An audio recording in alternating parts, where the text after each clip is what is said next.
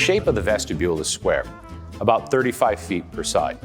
One of the sides is occupied by the staircase, while the other three instead, you see these massive scroll-like elements, which are called brackets.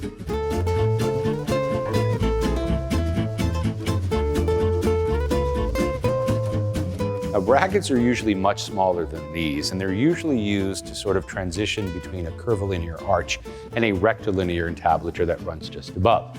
But it seems that Michelangelo's brackets are on steroids, right? They've become massive in size and break technically with the architectural protocol.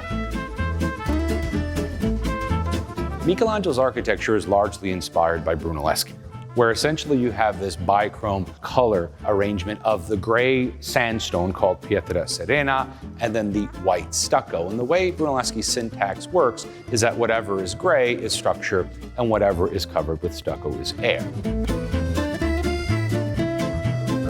And so the question is that if these brackets that you see are suspended in these white stucco sort of spaces, what is keeping them up? Either they're anti-gravitational or self-propelled or what have you. Well, this entire lower level dedicated, of course, to the staircase and as high as the staircase itself.